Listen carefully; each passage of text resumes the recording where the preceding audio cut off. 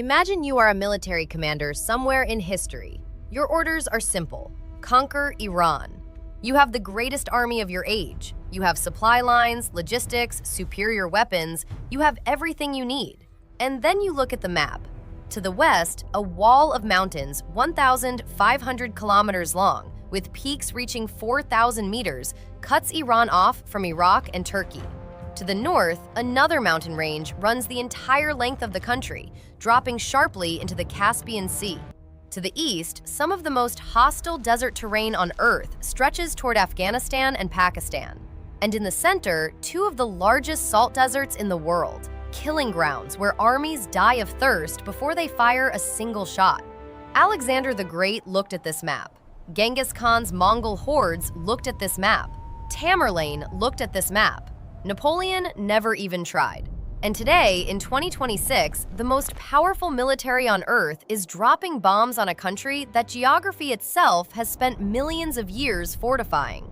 The bombs can destroy buildings. They cannot move mountains. So the question every strategist is asking right now is the same question every conqueror has asked for 3,000 years. Can you actually defeat Iran?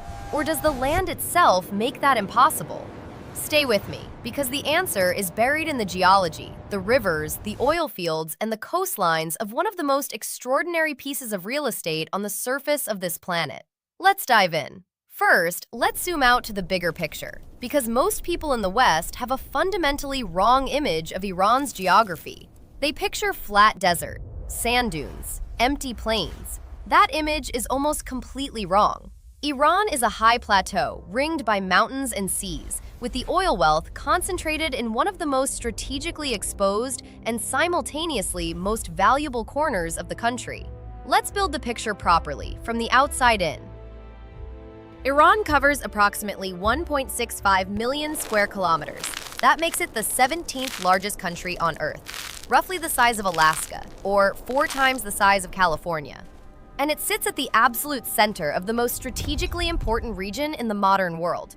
To its northwest, it borders Turkey and Azerbaijan, and through them, the gateway to Europe and the Caucasus. To its north, the Caspian Sea, the world's largest inland body of water, and beyond it, Russia and the former Soviet republics of Central Asia. To its northeast and east, Turkmenistan, Afghanistan, and Pakistan. To its southwest and south, Iraq, Kuwait, the Persian Gulf, the United Arab Emirates, Oman, and the Gulf of Oman. Now count the strategic connections. Iran touches the Caspian Basin in the north. It touches the Persian Gulf and controls access to the Strait of Hormuz in the south. It borders both the Arab world and the former Soviet space simultaneously. It sits between Europe, Russia, Central Asia, South Asia, and the Arab Middle East. There is no other country on Earth with this combination of geographic centrality. Control Iran and you have a hand on the wheel of Eurasian geopolitics in a way that no other single country can provide. This is why empires have always wanted it, and why it has always been so hard to keep. Now let's go inside the geography, layer by layer. Start with the mountains, because the mountains are everything. The Zagros Mountains form Iran's western spine. They stretch over 1,600 kilometers from the border with Turkey in the northwest down through the heart of the country, all the way to the Strait of Hormuz in the southeast. They are not gentle hills. These are serious mountains, folded, jagged, with peaks regularly reaching 3,000 to 4,000 meters above sea level. At their widest, the Zagros Range is 250 kilometers thick. Crossing them means navigating narrow passes, switchback roads, and terrain that turns any military advance into a logistical nightmare. The ridgelines run parallel to the Iraq-Iran border. Any army trying to invade from Iraq, as Saddam Hussein discovered in 1980, runs into range after range of these ridgelines, each one a new defensive line. You can break through one range, but then another is waiting, and another, and another. This is the Ring of Stone that has protected Iran's heartland for millennia. But here is the geological secret that makes the Zagros Mountains more than just a military barrier. They are also the reason Iran is sitting on one of the largest concentrations of hydrocarbon wealth on Earth. The Zagros formed when the Arabian tectonic plate collided with the Eurasian plate and began pushing underneath it. That collision compressed and folded ancient sedimentary rock that had been accumulating on an ancient seabed for hundreds of millions of years. Those folds trap oil and gas in enormous underground reservoirs. Geologists describe the Zagros fold belt as a dream come true. The entire western flank of Iran, from the Iraqi border down to the Persian Gulf Coast, is essentially one enormous oil and gas province. Iran has the fourth largest proven crude oil reserves on Earth, 208 billion barrels. Nearly all of them sit in the foothills and coastal plains of the Zagros. The mountains built the fortress, and the mountains hid the treasure. In one of the most remarkable coincidences in geological history, the same collision that created Iran's defensive walls also created its economic engine. Now, let's go north to the Alborz Mountains. If the Zagros is Iran's western wall, the Alborz is its northern shield. The Alborz Range runs east-west along the entire northern edge of the country, parallel to the Caspian Sea coast. It is narrower than the Zagros, but in places even more dramatic. Mount Damavand, the highest peak in the Alborz, stands at 5,610 meters above sea level. It is the highest volcano in Asia, higher than Mont Blanc, higher than anything in the European Alps. The Alborz creates one of the most striking geographic transitions in the world. On the northern side of the range, the slopes drop steeply toward the Caspian Sea coast. Here, moisture from the Caspian combines with the mountain terrain to create a lush, humid, subtropical environment. Rice paddies, tea plantations, dense forests. Rainfall measured in hundreds of centimeters per year.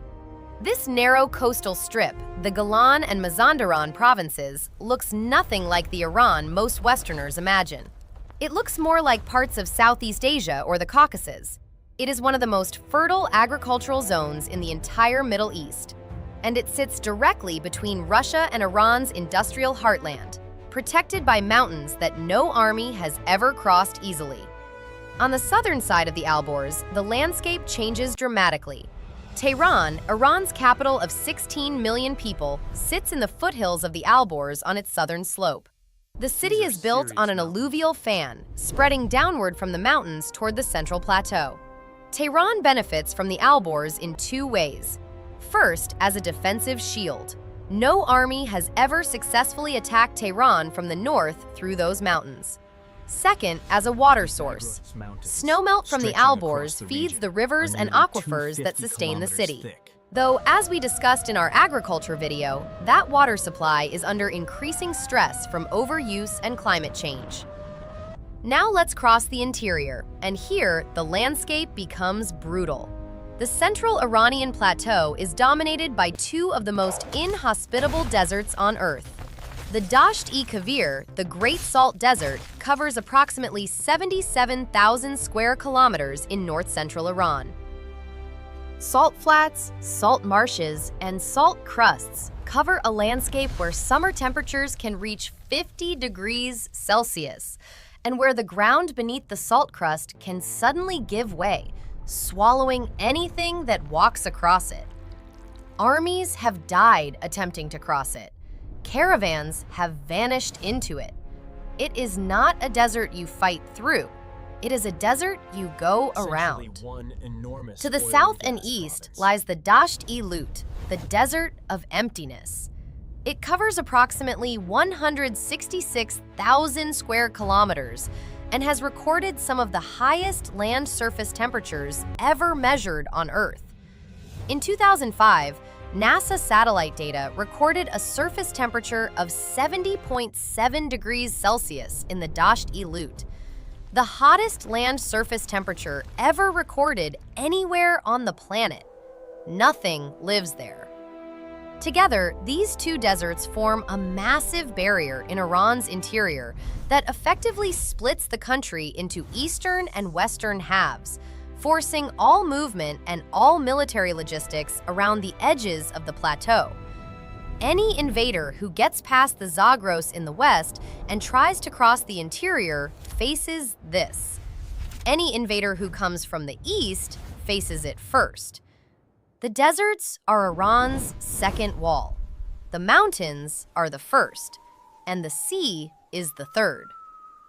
Let's go south now to the Persian Gulf coast, because this is where Iran's greatest treasure and greatest vulnerability sit side by side in one of the cruelest geographic ironies in the world. The Zagros Mountains run down to the coast and then stop. And at the very base of the mountains, where they meet the flat coastal plain along the Persian Gulf, sits the province of Khuzestan.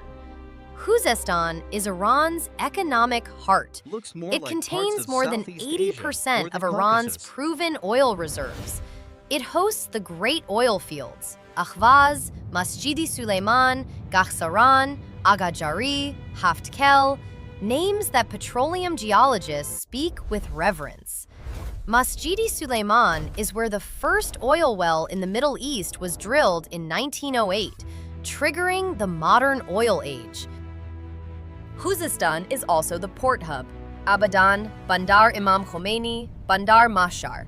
The refineries, the pipelines, the loading terminals, the entire machinery of Iran's energy economy is concentrated here.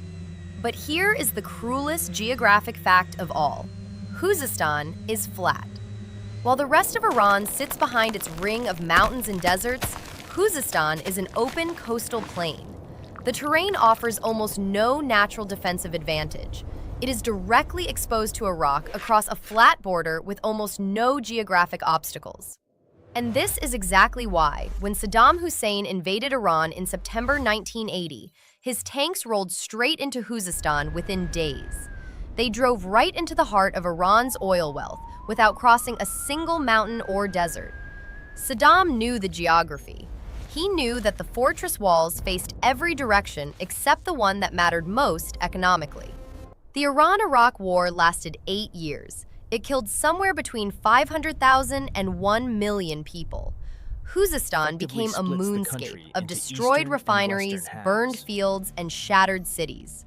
And Iran eventually pushed Iraq back to roughly the original borders. But the lesson of Khuzestan's geography was written in blood. Iran's oil is in the one place where the fortress has a gap. Now let's zoom out to the bigger picture again, because you cannot understand Iran's strategic position without understanding its maritime geography. Iran has approximately 2,700 kilometers of coastline along the Persian Gulf and the Gulf of Oman combined. This gives Iran something almost no other country in the region possesses: access to both the enclosed Persian Gulf and the open waters of the Indian Ocean. The Persian Gulf itself is a remarkably shallow body of water. Its maximum depth is only 90 meters. At the Strait of Hormuz, it narrows to just 21 to 24 miles wide, with the usable shipping channel even narrower. Iran controls the northern shore of the entire strait. And in the middle of the strait and along the coast, Iran has positioned strategic islands. The islands of Abu Musa and the Greater and Lesser Tums, seized by Iran in 1971 just before British forces withdrew from the Gulf, sit directly in the shipping lanes. Keshem Island, the largest island in the Persian Gulf, is Iranian territory. It is 135 kilometers long and sits just inside the strait. Iranian naval and missile forces based on these islands can reach any ship transiting the strait within minutes. This is not an accident of history. This is deliberate strategic positioning built over decades. Iran understood that its most powerful non-nuclear weapon was its ability to threaten the world's most important shipping lane from geography it already owned. But here is where something important happens, because that same coastal position cuts both ways. Iran's oil export terminals are exposed to the Gulf. The South Pars gas field, the world's largest, sits offshore in the Gulf's shallow waters. If any navy wanted to target Iran's energy infrastructure, the Gulf Coast is the easiest place to reach it. This is the paradox of Iran's southern geography. The coast is Iran's greatest economic asset and its most obvious military vulnerability. Now, let's zoom out to the offshore geology, because the Persian Gulf itself is one of the most remarkable concentrations of energy wealth in the history of the planet. The Gulf's shallow floor sits atop what geologists call a four-land basin. the depression created by the weight of the Zagros Mountains pressing down on the Arabian Plate. This basin trapped billions of years of marine organic material under heat and pressure and converted it into the largest concentration of oil and gas reserves in the world. 60% of all the world's proven oil reserves sit around and beneath the Persian Gulf. 60%. In one relatively small body of water, Iran's share of this geological lottery is massive. Beyond its onshore Khuzestan fields, Iran has dozens of offshore oil fields in the Gulf. And then there is South Pars. The South Pars gas field is simply the largest natural gas field ever discovered on Earth. It covers approximately 9,700 square kilometers of seafloor beneath the Persian Gulf. It straddles the maritime border between Iran and Qatar. Qatar calls its side the North Field. Together, the two sides contain an estimated 51 trillion cubic meters of natural gas. Iran's share alone represents roughly 8% of all the world's proven natural gas reserves. This single offshore field beneath the warm, shallow waters of the Persian Gulf has the potential to heat and power entire continents for generations. But Iran, under sanctions, has only been able to develop portions of it. Qatar, unencumbered by sanctions, has built the world's largest LNG export industry from its half of the same field. Same geology, same gas, completely different outcomes because of politics. This is one of the most dramatic examples of how geopolitical decisions intersect with geographic destiny. Now, let's bring the military geography into 2026. Because what we've just described creates a picture with profound implications for the current war. The US-Israeli bombing campaign can absolutely destroy Iran's surface military infrastructure. Air bases, radar systems, missile launchers, naval vessels, command centers. These can all be hit and destroyed from the air. But here is what air power cannot do. It cannot move the Zagros Mountains. It cannot fill the Dasht-e Kavir with soldiers. It cannot eliminate the 1,500 kilometers of mountain passes and high-altitude terrain that make a ground invasion of Iran's heartland one of the most difficult military operations conceivable. The Begin Sadat Center for Strategic Studies at Bar Ilan University in Israel has written extensively about what they call the Iranian fortress. Their analysis notes that even the Mongols, arguably the most effective conquering army in human history, could not simply hold Iran by military force. They had to co-opt the local population and allow them to participate in governance. Military occupation of Iran has historically required deploying forces so large that they became unsustainable. And the deeper into the interior you go, the worse the logistics become. In winter, the mountain passes become death traps. In summer, the desert interior becomes furnaces. Supply lines stretch across terrain that favors the defender at every step. This is why analysts at multiple think tanks have warned that even if Trump's air campaign succeeds in destroying Iran's nuclear infrastructure and military command, it cannot guarantee what comes after. Nature has already decided that any power which tries to physically occupy Iran's plateau will eventually exhaust itself. History has validated that judgment with remarkable consistency for 3,000 years. But here is the final, and perhaps most important geographic truth about Iran. The same geography that makes Iran almost impossible to conquer also makes it almost impossible to abandon.